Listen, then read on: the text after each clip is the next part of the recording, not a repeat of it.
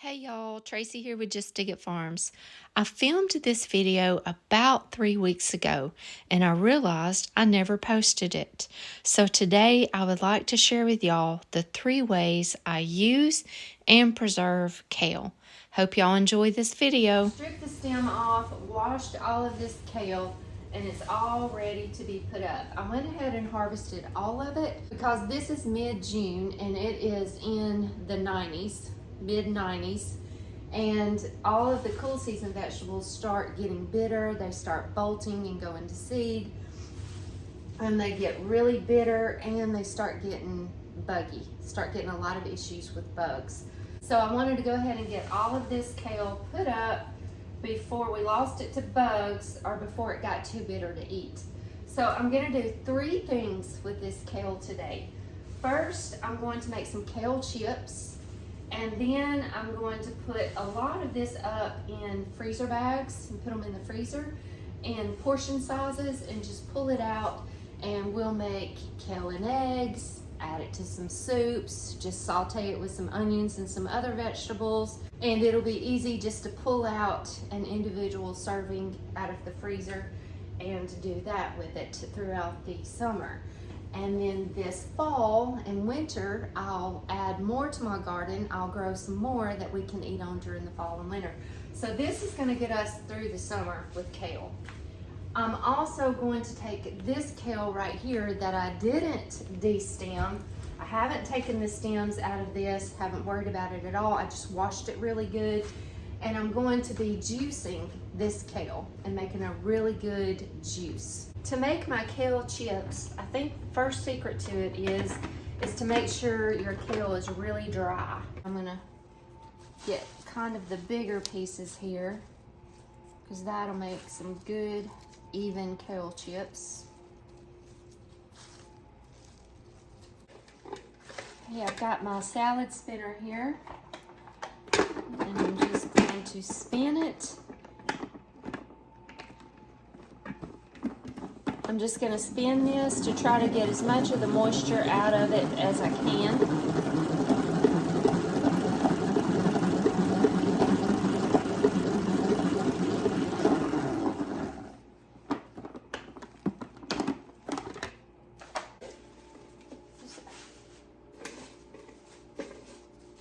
I planted 3 different kind of kales this spring. This one was the curly kale, and this one was the red Russian, and this one was the lacinato kale. And I like all of them. I don't have a favorite. I like them all.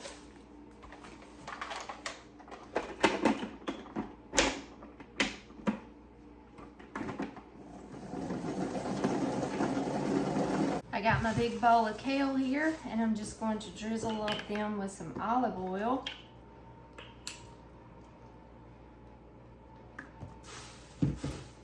And massage the olive oil into the kale leaves really good. I don't have like a recipe of exactly how much kale and exactly how much olive oil. I just work with what I've got on my kale and just make sure the olive oil is worked all into the leaves really good. I had a really good harvest of garlic this year. I grew some soft necks and hard neck varieties. This one is a hard neck variety that I grew, and I'm trying to use those first because those don't store as well as the soft neck varieties. So I'm trying to use up my hard necks first. Plus they're so much easier to peel and work with than the soft necks. But what we want to do for this kale chip recipe, let's just get some garlic cloves. And again, I don't have an exact recipe, but you kind of just want to do this according to what you like. If you like a real strong garlic flavor, then you'll use more. If you don't like it as garlicky, then you'll use less. And I just peel them, and I have a garlic press that I love. I love this thing. And then I just put my garlic in there and press it. So we're gonna add some minced garlic. to our kale. From a whole clove, I added about half of this. Mix it in really well. Try to get the garlic mixed in good. Then add a little good sea salt. This is Redmond's real salt. Then you just get a cookie sheet. I did spray this with some cooking oil a little bit just to make sure they don't stick. And just lay them out on your cookie sheet. The secret here is, first of all, to make sure you get your kale leaves good and dry before you ever get started, and then spread them out on a cookie sheet without putting them on top of each other. You just want to spread them out really good.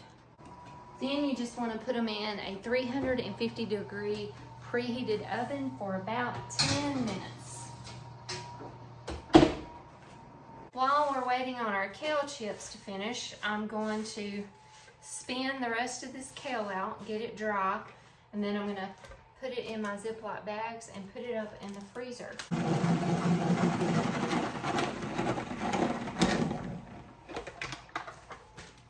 I'm not worried about blanching it or anything like that. I'm just going to spin it dry, put it in my Ziploc bags in serving portions. I do have a vacuum seal that I use a lot, but I'm not going to do that for the kale. It's really not going to last us that long, and it will do fine in these freezer Ziplocs. I'm just going to try to get as much of the air out of it as I can. And then I'll take these individual servings and put in a big gallon-sized Ziploc. And then when I'm ready to use it, I can just pull these out and use it. Super easy. Great way to preserve the kale so that we can eat it during the summer, when normally it would just be bitter or yucky out in the garden. And I freed up some space in my garden where I can plant something else.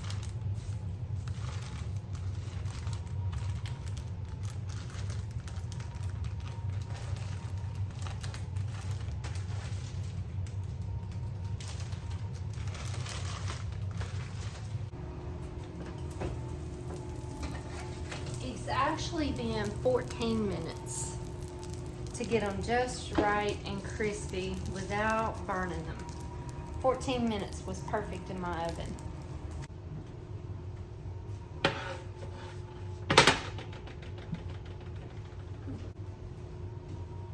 This is going to be our snack when we do our live tonight.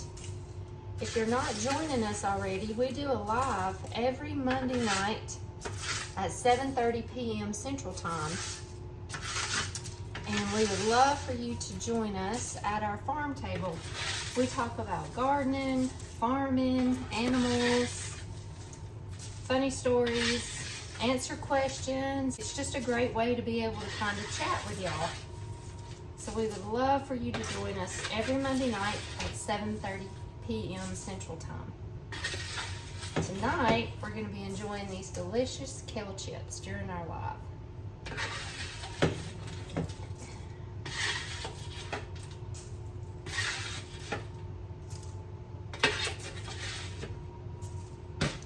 Let's just see. Yum. Now you can, if you have some fresh Parmesan, you could sprinkle that on top of this and that would make it even better. The next thing that I'm going to be making with my kale is a good, healthy juice. When all of this goodness starts coming in the garden, I love to make a detox juice. So we harvested last week, we harvested cucumbers and carrots and beets. I've got this big giant colander right here full of all of those that we harvested. We had an abundance of beautiful carrots this year. Cucumbers are coming out my ears. The beets, they didn't do so well. A lot of my seeds didn't germinate, but I did get some, so I love to make this beet juice with those beets. So today I'm going to use my kale, beets, carrots, cucumbers from the garden, and I love to add apples to this juice.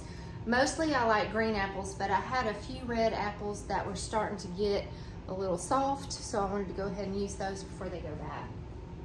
I don't have a recipe for this juice because I usually just use whatever I have or whatever's coming out of the garden. So you can use anything to make a good healthy juice. You can use any vegetables, anything you have from the garden, any fruit, and this is just what I have today. So you can make a juice using any kind of fruits and vegetables, but you have to have a juicer to make a juice. You don't even have to have a great new juicer. Mine is super old. It's an old Jack LaLanne juicer that our friends, our sweet friends, Bob and Donna Bryson gave us years ago, probably close to 20 years ago now. They gave me this juicer and it still works, and it works really good. Now, if you're really into juicing, a good centrifugal juicer is best to have, and I did have one of those, but this one was just easier to use. So this is the one that I've used for all of these years. Now, keep in mind, I don't juice all the time. A lot of people who are into juicing juice every single day. I don't. I just like to make a good detox juice whenever I'm getting all of this goodness from the garden. So this old dinosaur here is not used every day, so it's lasted me a long time. One day I'm going to break down and buy a new one, but for now it works just fine. What you have to do is you have to chop them up a little bit so that you can get them into your juicer chute here. And what it does is it separates the juice from the pulp. And why would you want to juice this instead of just eating this? Well, I'm going to be making a juice that we're going to drink on for the next 3 days. Really, when you're making juice from fresh vegetables and fruit, 3 days is pushing it on them holding their nutrients and vitamins and everything when you're drinking it. So we're going to drink on it for 3 days. In 3 days, there's no way that we could eat all of these vegetables. It just would be physically impossible to eat every one of these within 3 days. But when you juice it, you can drink these vegetables within 3 days and get all of this nutrients into your body. Beets is an excellent way to detox your kidneys and your liver. I mean, cucumbers and carrots and kale and apples have so many different vitamins and nutrients for your body. So juicing is just a great way to get all of this into your body quickly. I've got me a little measure cup here to catch my juice. And other than that, there's no real rhyme or reason of how to do this. You just stick the vegetables in there. On mine, I've got this little thing that pushes it through, and it just separates the pulp from the juice.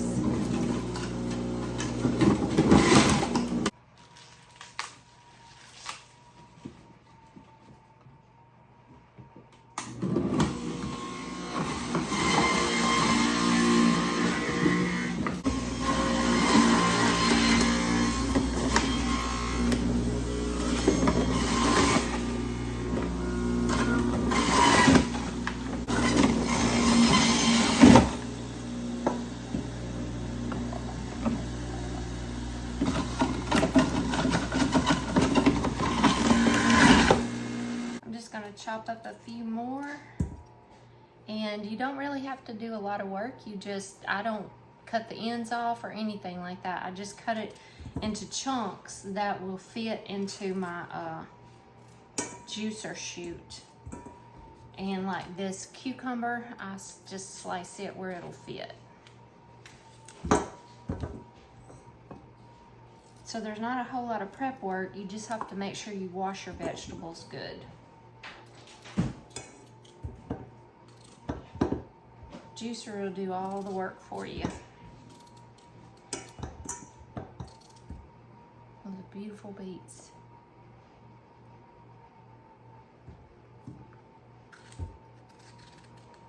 And I just mix it up. I throw in some apples, then I throw in some kale. You kind of have to break it up a little bit.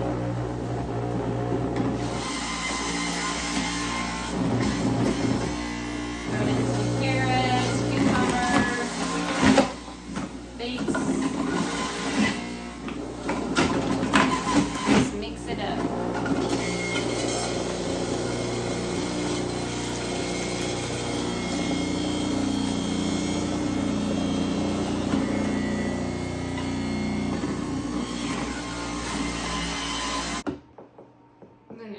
once in a while you have to empty out your pulp.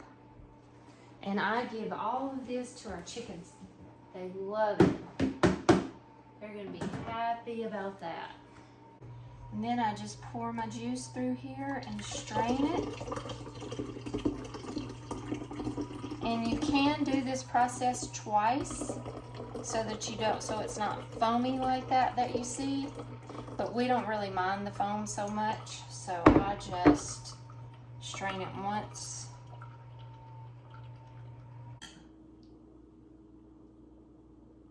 Thank y'all so much for joining me in the kitchen this week. I hope you all have a blessed and wonderful week. God bless you, and we'll see y'all next week.